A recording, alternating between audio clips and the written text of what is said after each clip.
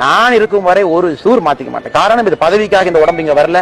இந்த ரத்தம் என்பது ஒரு எம்எல்ஏ எம்பியை வாங்கி பேருக்கு பின்னாடி எம்பி எம்எல்ஏ போட்டுக்கலாம். ஐபிஎஸ் இருந்ததே தூக்கி வீசிட்டு வந்தால் நானு. அதனால இந்த எம்பி எம்எல்ஏ போட்டு என் பேரை அழகுபடுத்திக்கலாம், அதுக்கு இங்க வரல.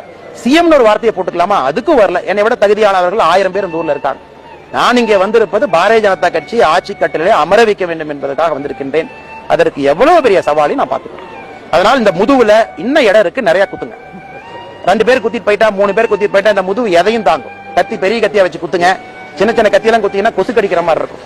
அதனால நான் இப்படித்தான், யாருக்கு என்னை மாத்திக்க மாட்டேன். அது டெல்லியில இருந்து யாரு கூப்பிட்டு சொன்னாலும் நான் மாத்திக்க மாட்டேன். நான் இப்படித்தான்.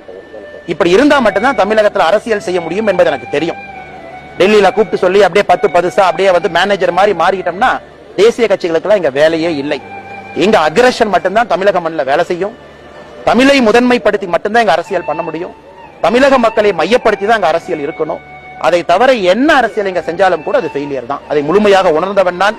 அதனால் வேகத்துல குறைவு இருக்காது, பேச்சுல கூட கொஞ்சம் காரம் இன்னும் வருகின்ற காலத்துல அதிகமாக இருக்குமோ தவிர, இல்ல அவங்க இருந்தாங்கன்னா கொஞ்சம் பக்குவமா பேசுவாங்க, கொஞ்சம் நீட்டா பேசுவாங்க. நான் அந்த மாதிரி ஆள் தானுங்க. நான் அந்த மாதிரி ஆள் தான். வீட்டுக்கு வந்து நான் எப்படி பேசுறேன்னு பாருங்க. பக்குவமா, பாதுஷா, மரியாதையா, நண்பா, அண்ணன், தம்பி அப்படித்தான் பேசுறேன். ஆனா அரசியல் அப்படிலாம் பேசி வண்டி ஓட்ட முடியாது தலைவன். வண்டி ஓட்ட முடியாது. தொண்டெல்லாம் செத்துக்கிட்டு இருக்கா. 117 தொண்டை இறந்திருக்கா 30-40 வருஷத்துல.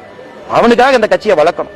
அதனால ஏதோ நான் ஒரு எம்பி எம்எல்ஏ வாங்குறதுக்கு 10 பதுஷா பேசிட்டு அப்படியே போய் அப்பப்போ ஒரு மாலையை போட்டுட்டு ஒரு ஷாலை போட்டுட்டு அண்ணே உங்களோட நான் இருக்கேன் அது சொல்றாங்களா இங்க வரலீங்க. அது எல்லாத்துக்குமே நான் புரியும்படி தெளிவா சொல்லிக்கிறேன். ஏன் அரசியல் இப்படித்தான் இருக்கும். வேண்டாம், என்னை ஒதுக்கிட்டு அரசியல் பண்ணுங்க.